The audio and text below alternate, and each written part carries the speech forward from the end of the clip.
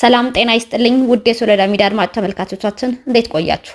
ለዕለተ ሮብ መራርጠን ወደ እናንተ ለማድረስ ያዘጋጀናቸው አዳዲስና ወቅታዊ መረጃዎቻችን ይዘን ቀርበናል። መረጃዎቻችን እስከ መጨረሻው እየተከታተላችሁ ከኛ ጋር እንድትቆዩ በአክብሮት እጋብዛለሁ። ወደ ቀዳሚው መረጃችን ስናልፍ ጠቅላይ ሚኒስትር ዶክተር አብይ አህመድ የትግራይ ህዝብ ለትግራይ ጊዜያዊ አስተዳደር አዲስ ፕሬዝዳንት እጩ ጥቆማ እንዲያደርግ ጥሪ አስተላለፉ።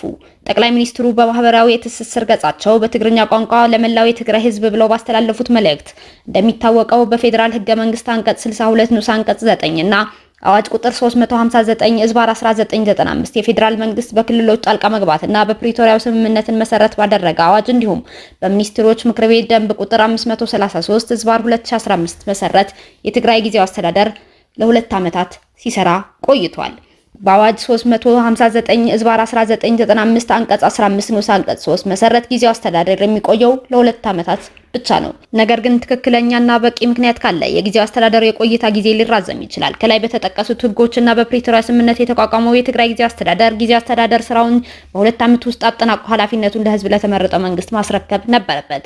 ይሁን እንጂ ጊዜያዊ አስተዳደሩ ቁልፍ ተግባራቶችን በወቅቱ ማከናወን አልቻለም። አንድ ቁልፍ ተግባር ለምርጫ ሁኔታዎችን መፍጠር ነው። ይህ ተግባር ካልተጠናቀቁ ተግባራት ውስጥ አንዱ ሲሆን የህግ ማሻሻያ በማድረግ የጊዜያዊ መንግስት የስልጣን ጊዜ በአንድ ዓመት ማራዘም አስፈላጊ ሆኖ ተገኝቷል። የፌዴራል መንግስቱ በመሬት ላይ ያለውን ነባራዊ ሁኔታ ከግምት ውስጥ በማስገባት ጊዜያዊ መንግስቱን የስልጣን ጊዜ በማራዘም ላይ ሲሆን ከዚህ ጋር በተያያዘ አዲስ ጊዜያዊ አስተዳደር ፕሬዝዳንት መሾም አስፈላጊ ሆኖ ተገኝቷል።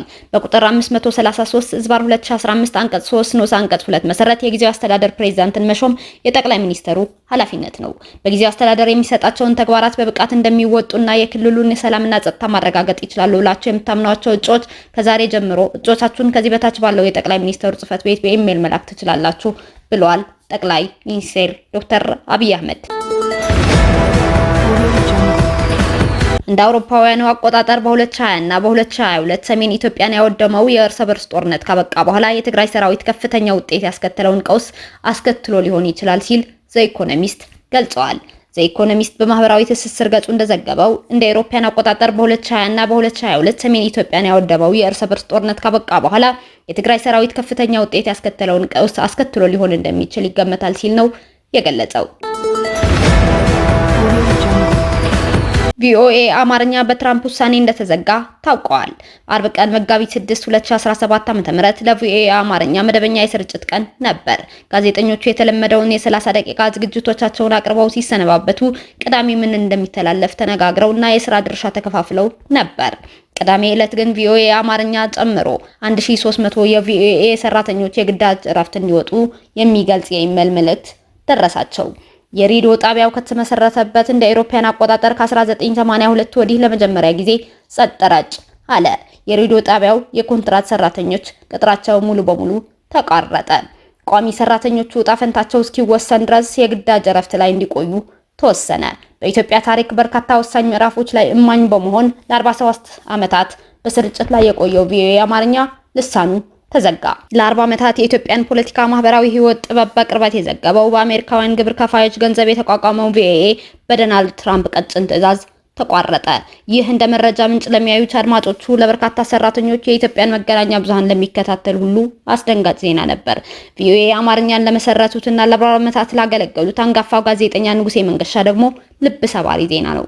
ቪኦኤ በአጭሩ ይቀጫል ብለው አስበው እንደማያውቁ የሚናገሩት አቶ ንጉሴ ቮይስ ኦፍ አሜሪካ ተዘግቷል የሚለው ዜና ለኔ ዱብ እዳ ነው የሆነብኝ፣ በጣም ነው የደነገጥኩት ብለዋል። አቶ ንጉሴ የበጀት ቅነሳ ለውጥ እንደሚመጣ ገምተው የነበረ ቢሆንም ተዘግተዋል ሲባል ግን በጣም መጥፎ ስሜት ነው የተሰማኝ፣ በጣም ነው ያዘንኩት፣ በጣም ነው ውስጥ ያረረው ሲሉ ተናግረዋል።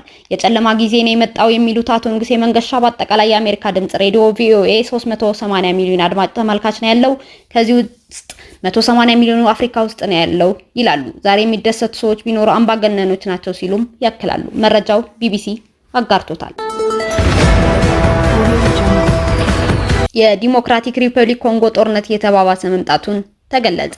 በሩዋንዳ የሚደገፈው ማርች ወይም M23 የተሰኘው አማጺ ቡድንና በተለያዩ መንግስታት የሚረዳው የኮንጎ ዲሞክራቲክ ሪፐብሊክ መንግስት ጦር የገጠሙት ውጊያ አሁንም አልቆመም ተብሏል። የሰኞ ዕለት ጉባኤ የመሩት የኬንያው ፕሬዝዳንት ዊሊያም ሩቶ እንዳሉት የጦርነት መዘዝ የአካባቢውን ሀገራት ሊጎዳ ይችላል።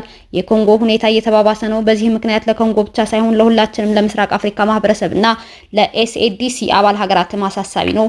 መዘዙ ሀገሮቻችን በሙሉ ሊያዳርስ የሚችል የሰዎች መፈናቀል፣ ሞትና ለመረጋጋት የሚያስከትል ነው። የኮንጎ ቀውስ አካባቢ ሀገራትን ከሙሉ ጦርነት ይከታል የሚል ስጋትም አልተለየውም። የኮንጎ ዲሞክራቲክ ሪፐብሊክ መከላከያ ሚኒስቴር ከደቡብ አፍሪካ ጋር ወታደራዊ ትብብር ለመስራት ከትናንትና ጀምሮ ፕሪቶሪያን እየጎበኙ ይገኛሉ። የኮንጎ ተፋላሚዎች እስካሁን ስታንዳርድ የነበረችው አንጎላ ራሷን ከአደራዳሪነት አግልላለች። የኤሚር ታሚም ቢን ሐመዳን አሳኒ የሩዋንዳና የኮንጎ መሪዎችን ማነጋገራቸው ለሰላማዊ መፍትሄ እንደ ጥሩ ጅምር ታይቷል። ድርድሩ ስለመቀጠል አለመቀጠሉ ግን በውል የታወቀ ነገር የለም። የዓለም ምግብ ድርጅት በበኩሉ ጦርነቱን ሸሽተው ብሩንዲ ለገቡ 120 ሺህ የኮንጎ ስደተኞች መርጃ ወደ 20 ሚሊዮን ዶላር ድጋፍ እንዲደረግለት ጠይቋል።